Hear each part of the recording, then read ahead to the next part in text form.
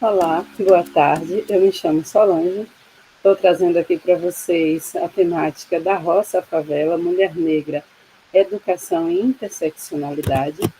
Esse texto é um resultado do trabalho desenvolvido de conclusão de curso para a especialização em gênero, raça, etnia e sexualidade na formação de educadores.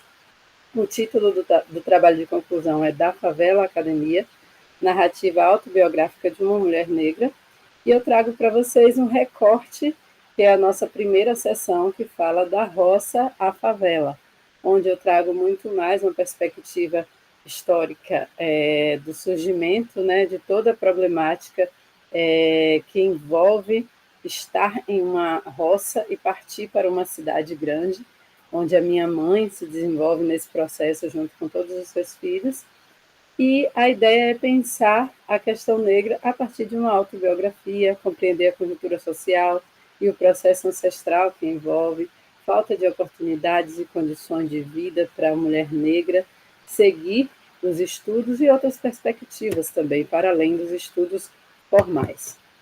Logo na introdução, eu busco trazer um pouco sobre os processos que formam a sociedade brasileira, e entre eles todas as questões sociais que envolvem racismo, patriarcado, machismo, sexismo. Pensar também as relações interseccionais que envolvem o papel da mulher na sociedade, sobretudo da mulher negra. E aqui também eu trago um pouco sobre a questão dos espaços educativos formais como reprodutor das relações sociais. É lá nesses espaços educativos formais, no espaço da escola, em que a criança, o jovem, o adolescente começa a se desenvolver enquanto cidadão e começa a compreender seu papel na sociedade. E é nesse lugar que envolvem também as diferentes formas de opressão e de repressão. Trago também um pouco sobre o protagonismo negro, feminino, e a construção de novas narrativas a partir desse pensamento, dessas novas perspectivas, que são trazidas por algumas autoras, entre elas Lélia Gonzalez, Patrícia Hill Collins, Bell Hooks, e toda a trajetória histórica delas na luta pelo direito das mulheres negras, tanto no Brasil quanto fora. Também trago a perspectiva de movimento de afirmação e visibilidade da população negra. E aí, como objetivo, eu venho trazer a opção de pensar sobre fornecer mecanismos para a compreensão das inúmeras interseccionalidades que envolvem a educação formal no Brasil, em especial ao que se refere às possibilidades de acesso para a mulher negra que sai dos espaços rurais e ocupam a favela. Enquanto justificativa, eu vou trazer uma trajetória histórica, e logo mais nos próximos slides a gente vai ver, que fala sobre a conjuntura do Brasil escravista, das condições de acesso ou de não acesso aos serviços básicos das populações negras, a perspectiva de pensar o que é viver na roça na década de 1980, sem acesso à tecnologia da informação, o único acesso e comunicação externo à roça era via rádio, o rádio, aquele rádiozinho de pilha, e esse rádio ele só apresentava basicamente informações direcionadas, como, por exemplo, a Voz do Brasil, que eram informações direto do Congresso. A mulher negra, nessa perspectiva, ela está envolta também em uma conjuntura do processo racista e sexista brasileiro. As relações tóxicas e violentas, onde as mulheres estão inseridas, elas são respaldadas pela garantia da honra, onde o homem pode agredir ou matar a mulher só para defender o seu direito à honra. Isso é algo que foi implantado no Brasil colônia e até hoje se perpetua no imaginário popular. Também trago a perspectiva da migração do campo para a cidade como tentativa de fuga, pensando a roça como um espaço do atraso, e aí chega em busca de uma nova vida, de perspectivas de melhor vivência na cidade, porém, ao chegar na cidade, encontra a favela, que é também conhecido como lugar da escassez, né? Falta de políticas públicas, falta de acesso a diversas perspectivas. E aí eu trago aqui um panorama histórico do Brasil para antes mesmo do período de libertação da escravatura, né, da assinatura da Lei Áurea, que não foi uma libertação de fato. Mas aí eu queria destacar, nesse primeiro slide, a Lei da Educação, a primeira Lei da Educação, de 1837, que destaca a proibição de acesso a escolas públicas por pessoas escravas ou africanos livres ou libertos, sendo eles negros, não teriam direito de acesso à escola. As demais leis que estão aqui, que vocês podem dar uma olhada, né? Não vou ficar me atentando às slides, mas, por exemplo, 1850, a Lei de Terras, que impedia a invasão ou ocupação de terras, e a partir dessa data só teria direito a acesso à terra aqueles que tivessem como pagar, e por isso também os valores da terra eram exorbitantes para que as pessoas não tivessem acesso. Lembrando que toda a liberação de terras no Brasil colônia, ela foi por doação, por donatários. E nesse momento, como estava em processo de mudança do período escravagista para um período mais voltado para a questão capitalista, a gente tem a perspectiva de que o negro estava sendo liberto, estava livre, já estava em quilombos, já existia um processo de libertação, e aí precisava-se para o Brasil criar leis para que esses negros não tivessem a oportunidade de ter os mesmos acessos que as pessoas brancas aqui. Uma outra lei, dentre todas essas aqui que eu gostaria de destacar, é a lei do boi, considerado o primeiro sistema de cotas educacionais do Brasil. Com essa lei, determinava que 50% das vagas em escolas de ensino médio e superior eram reservadas para candidatos e filhos de candidatos que fossem agricultores, e 30% para agricultores e filhos de proprietários, excluindo o acesso de pessoas negras. Vou dar uma pausa aqui, não sei como é que está a gravação. Vamos lá. Dei uma pausazinha, que a gravação não gostou muito da minha fala, eu acho. E aí, voltando aqui para a questão da metodologia, né? Para essa pesquisa, eu trago como metodologia a narrativa autobiográfica, que tem como principal metodologia etnografia e principal ferramenta as minhas próprias memórias em consonância com o embasamento teórico focado em leituras decoloniais.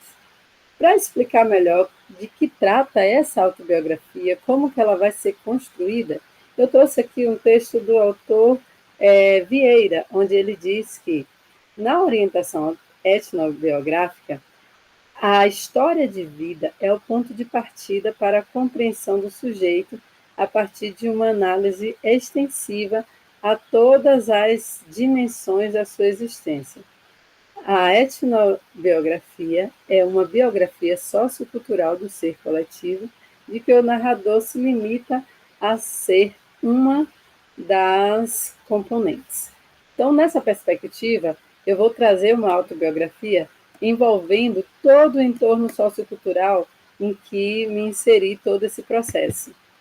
E para isso, eu preciso antes me entender como mulher negra e perceber de que lugar eu estou falando enquanto mulher negra, e vou pedir um auxílio, né, uma licença para as minhas mais velhas, um auxílio para aquelas que escreveram antes de mim, e nesse contexto eu trago a priori a Grada Quilombo, que ela vem falando para nós sobre a construção das máscaras, o silenciamento negro.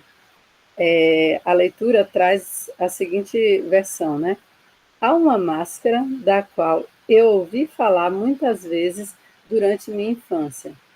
Os vários relatos e descrições minuciosas pareciam me advertir que aqueles não eram meramente os fatos do passado, mas memórias vivas enterradas em nossa psique, prontas para serem contadas. Hoje quero recontá-las. Quero falar sobre a máscara do silenciamento. E é sobre essa máscara do silenciamento que eu venho trazer essa reflexão. A reflexão de pensar quem pode falar no Brasil atualmente, na sociedade atual. O que pode ser dito? Certamente, o que se fala que uma pessoa negra ou uma mulher negra traz como abordagem a ser discutida não é considerada. E quando é considerada, depende do que ela está falando. Qual lugar que você ocupa? Quem é você na história? Onde você está e o que você vai falar? Será que vai afetar o contexto social que existe? Será que vai afetar as hierarquias existentes? Isso é algo que ainda é máscaras do silenciamento. O silenciamento negro, ele é uma realidade frente à real história brasileira. A mulher negra é invisibilizada e a negação de sua história é parte de uma construção cultural para a negação da sua importância e do seu protagonismo como preponderante e forte na construção do Brasil. A máscara, ela é também uma metáfora ou como um fato real? Como que a gente pode pensar essa máscara? Eu entendo ela das duas formas, né? Pode ser pensada como uma metáfora ou também como um fato real, do silenciamento real, transparente e muito bem noticiado nos últimos anos. A história da colonização é sempre contada pelo colonizador, então por isso a gente não tem a perspectiva da história das populações indígenas que aqui viveram, das comunidades negras que aqui residiam. O que é contado a partir do olhar do vencedor, né, como se diz. Como a história é contada, determina a interpretação dos fatos. E aí eu trago Chimamanda Adichie, que ela fala sobre o perigo de saber apenas um lado da história, de reduzir as possibilidades de compreendê-la, de entender apenas uma única história. Se você conta a partir da sua perspectiva, as outras perspectivas elas são negadas. E a Adichie ela fala que o poder é a habilidade não apenas de contar a história de uma outra pessoa, mas de fazer que ela seja sua história definitiva. Comece a história com as festas dos indígenas americanos e não com a chegada dos britânicos, e a história será completamente diferente. Então, toda vez que se conta uma história, começando a história com a ocupação do território, o vislumbre de um novo mundo, e não com a história de que existem pessoas ali e que essas pessoas elas vivem e se relacionam muito bem com o seu espaço, porém esse relacionar foi negado, foi arrancado à força pelo continente europeu, a gente vai começar a pensar e refletir a história de um outro olhar. Para complementar ainda mais o que eu estou falando, a Lélia Gonzalez traz para a gente uma outra perspectiva. Ela diz que o lugar em que nos situamos determina nossa interpretação sobre o duplo fenômeno do racismo e do sexismo. Para nós, o racismo se constitui como a sintomática que caracteriza a neurose cultural brasileira. Nesse sentido, veremos que sua articulação com o sexismo produz efeitos violentos sobre a mulher negra em particular. Então, aqui a Lélia já traz mais especificamente a questão do que é ser negro no Brasil, o que significa estar em lugar de submissão, de invisibilidade, respaldada pela religiosidade cristã e aceita obrigatoriamente a um lugar de imposição, onde você está imposta a estar nesse lugar. Porém, é negada a história de tantas mulheres negras que lutaram e que lutam até atualmente por seus ideais e pelos ideais coletivos. Aqui agora eu trago também uma fala da Patrícia Hill Collins, que é sobre o conceito de interseccionalidade. Para ela, essa definição prática descreve o principal entendimento da interseccionalidade, a saber que, em determinada sociedade, em determinado período, as relações de poder que envolvem raça, classe e gênero, por exemplo, não se manifestam como entidades distintas e mutuamente excludentes. De fato, essas categorias se sobrepõem e funcionam de maneira unificada. Além disso, apesar de geralmente invisíveis, essas relações interseccionais de poder afetam todos os aspectos do convívio social. Nesse sentido, eu posso dizer que não existe um único pensamento para analisar o que é ser uma mulher negra na sociedade atual. Principalmente se essa mulher negra ela vive na favela, ela tem subempregos, ela tem uma condição de relacionamento tóxico, ela vive sem acesso à educação, sem acesso a benefícios, a benefícios básicos, né, de vida, saúde, alimentação. Tudo isso torna-se uma interseccionalidade conjunta de coisas que vão torná-la o que é e como ela se relaciona com o mundo. E aí, para fechar, eu trago uma fala da Audre Lorde. Ela diz que eu nasci negra e uma mulher. Eu estou tentando ser a pessoa mais forte a qual eu posso me tornar, para viver a vida que me foi dada e ajudar a efetivar a mudança em direção a um futuro habitável para essa terra e para minhas crianças. Como uma mãe de dois, incluindo um menino, negra, lésbica, feminista, socialista, poeta e membro de um casal interracial, eu frequentemente me encontro parte de algum grupo, onde a maioria me define como desviante, depravada, difícil, inferior ou simplesmente errada. A partir da minha participação em todos esses grupos, eu aprendi que opressão e intolerância em relação à diferença vem em todos os tamanhos e formas e cores e sexualidades. E entre aqueles de nós que compartilhamos dos objetivos de liberdade e um futuro possível para nossas crianças, não pode haver hierarquia de opressão. Aí, fechando com Audre Lorde, eu digo que, mesmo pensando nas inúmeras questões que me fazem mulher negra, eu não posso trazer uma hierarquia de valores para elas. Cada uma tem a sua importância, a sua predominância. Não há uma hierarquia de opressão. Toda opressão é opressão. E, como tal, ela afeta, e muito, a evolução e o processo de vida de cada uma de nós. E aí, agora, trazendo um pouco sobre a narrativa, para compreender do que se trata, a história inicia no povoado de Lajeado Alto, Iaçu, uma cidadezinha da Bahia, no dia 19 de abril de 1983, data em que eu nasci. É o começo dessa história. Maria de Lourdes, minha mãe, ela é uma mulher forte, envolta em interseccionalidade de opressões, onde ela vive na roça, em uma situação em que o meu genitor ele trabalha viajando e ela precisa sustentar a família, porque apesar de trabalhar viajando, ele não traz recursos para casa, e sim vivencia isso como um meio para ele gastar no jogo e na bebida. E aí Dona Maria de Lourdes, ela faz esse trabalho de manter a família. O genitor, que é o José Maria, ele é uma vítima do sistema, porém que, por outro lado, traz uma perspectiva de opressão. E aí ele busca oprimir a todo tempo os filhos e a esposa. E aí, no caso, Dona Maria de Lourdes, ela, cansada das inúmeras violências, resolve fugir.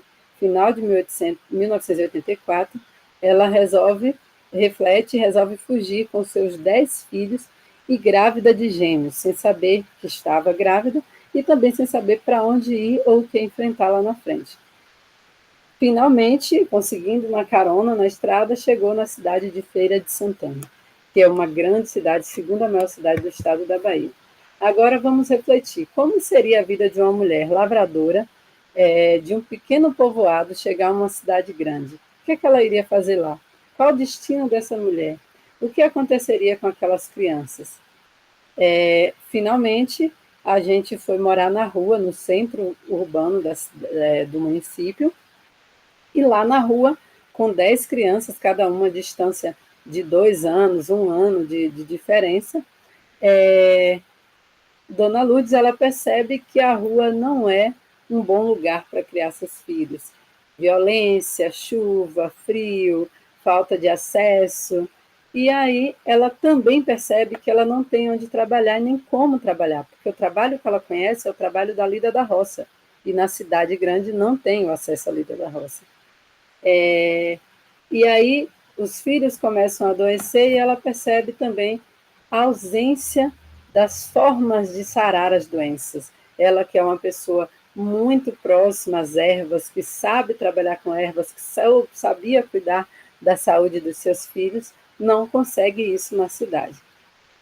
E, além disso, a diversidade de novas violências que são encontradas.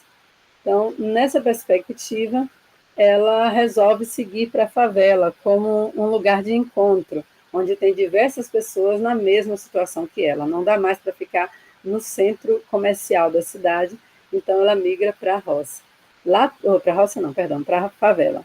Lá tudo é coletivo, tudo é conjunto. Então ela resolve montar um barraco de madeira e lona, exposto a todas as condições climáticas, e nesse momento que tem o primeiro entendimento, o primeiro acesso ao banheiro, que na roça a gente não tinha acesso ao banheiro. O que é o banheiro para quem chega numa área urbana que não conhece? Como utilizar aquele artefato que existe na cidade? Então ele é descartado.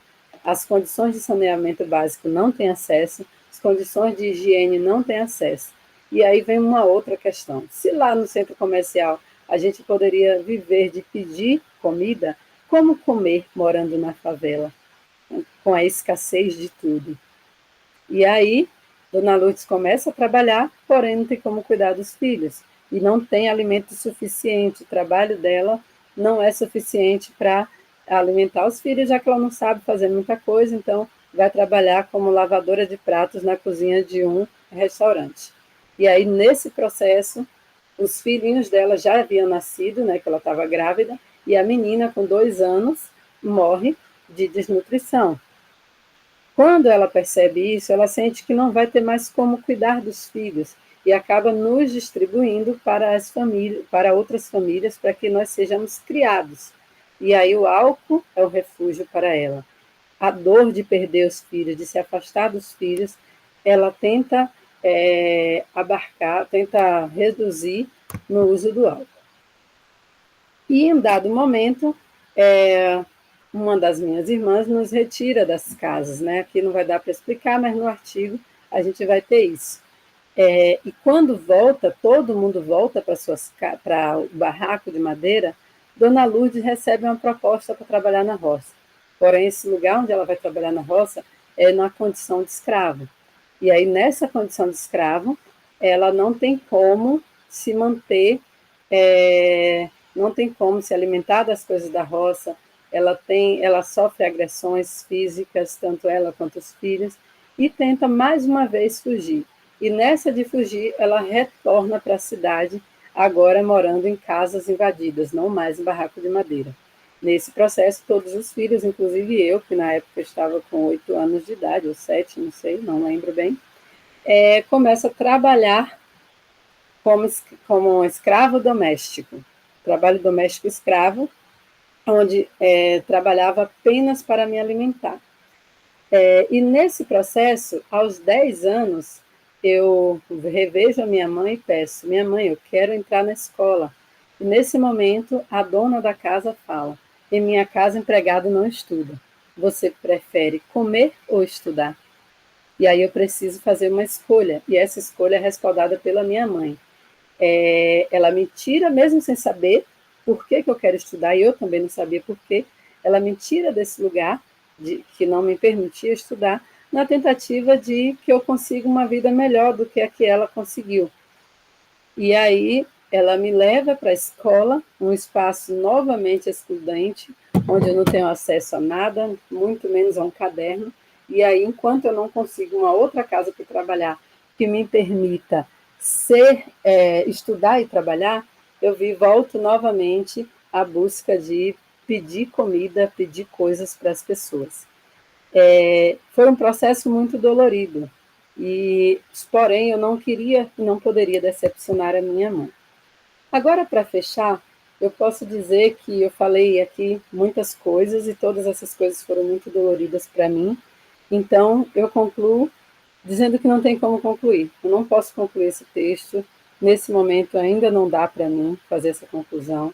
São muitas dores revisitadas. Não posso falar em cura, porque eu não acho que estou doente, não acho que isso é um processo de cura, como se fala muito hoje, e sim, quem precisa ser curado é a sociedade, é ela que está doente. Não posso acusar ninguém, não existe um só culpado, é uma lista, né? São vários culpados. Não posso hierarquizar minhas dores, são muitas e de diferentes formas, que nem vou citar nesse trabalho. Não fui formatada pela escola, embora a escola tenha querido me formatar. Há um grande contexto para além da educação formal e de minha vida. E finalmente eu digo para vocês que esse texto ele não é sobre mim. E aí fica a reflexão sobre quem serão esse texto. Aproveito aqui para agradecer a todos, espero que tenham conseguido compreender o contexto dessa história e que possam ler nos anais do evento.